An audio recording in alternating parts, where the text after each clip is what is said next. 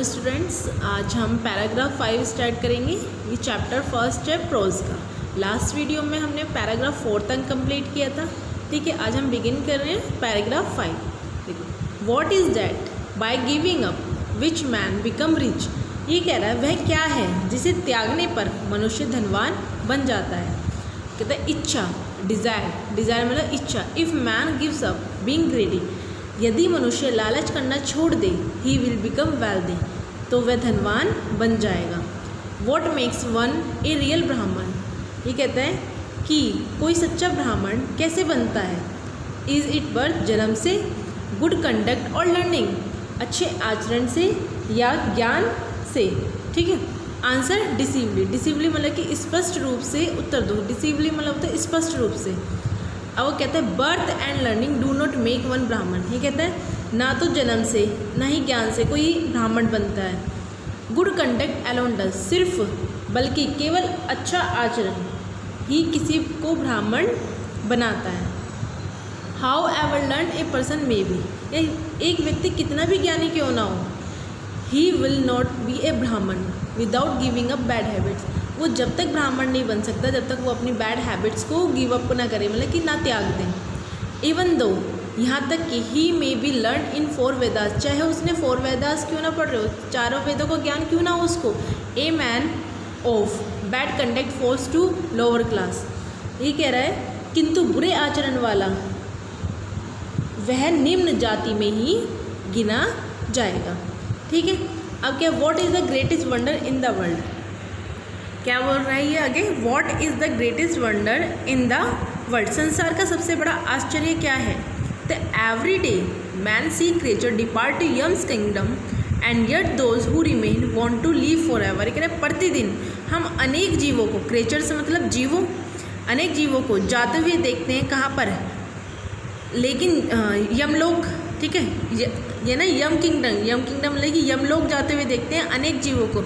And yet those who remain, और जो बच जाते हैं, जो जीवित बचे रहते हैं, वो फिर भी अनंत काल तक जीवित रहने की इच्छा करते हैं। वो सोचते हैं कि हम और भी जिए। This truly is the greatest wonder. ये कह रहा है यहाँ पे, ये वास्तव में संसार का सबसे बड़ा आश्चर्य है। अब हम पैराग्राफ 5 हमारा कंप्लीट हुआ। अब हम स्टार्ट करेंगे पैराग्राफ 6। आगे कह रहा है thus the Yaksha put many question and Yudhishthira answer them all. ये कह रहा है इस प्रकार यक्ष ने अनेक प्रश्न किए और युधिष्ठिर ने उन सभी का उत्तर दिया। इन द एंड, अंत में, द यक्ष आस्क, जो यक्ष है वो पूछता है, O king, one of your dead brothers can now be revived. ये कह रहा है तुम अपने इन भाइयों में से एक को रिवाइव कर सकते हो, एक को पुनर्जीवित कर सकते हो। Who do you want to come back to life, जिसे तुम जीवन में वापस लाना चाहते हो या तुम जिसे जीवन दान देना चाहते हो। It look Yudhishthira a moment to think.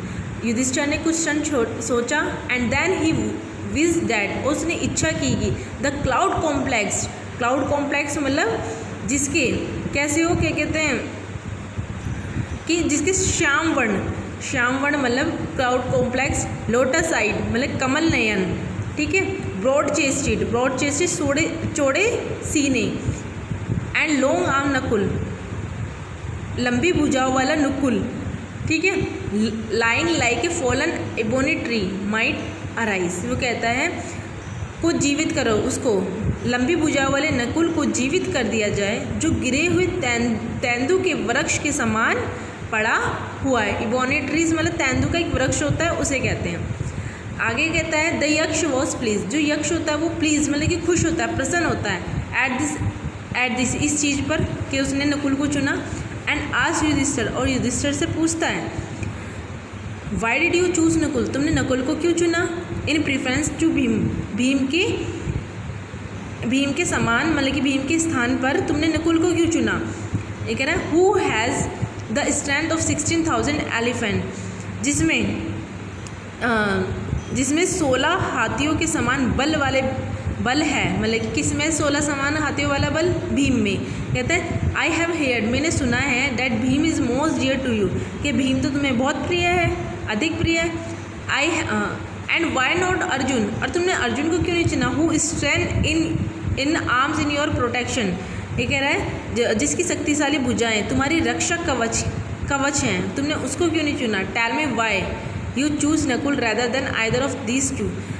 कहता मुझे बताओ कि तुम इन दोनों के स्थान पर नकुल को जीवित क्यों चाहते हो। ठीक है, अब पैराग्राफ करते हैं हम 7। युधिष्ठिर रिप्लाई, युधिष्ठिर ने रिप्लाई करते हैं, युधिष्ठिर ओ यक्ष, धर्म is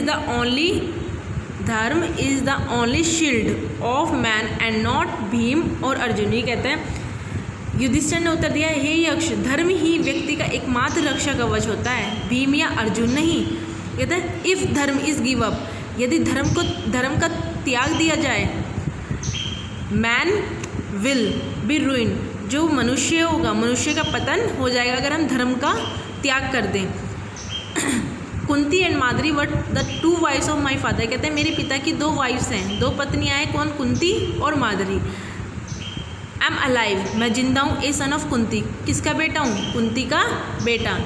and so she is not completely believed, believed मतलब होता है दुख में लिप्त, इसलिए वो पूरी तरह से दुख में लिप्त नहीं होगी। In order that the scale of justice me be even, और ये कहा जाता है कि जो जस्टिस का स्केल है, तराजू, वो हमेशा क्या होना चाहिए? इक्वल होना चाहिए।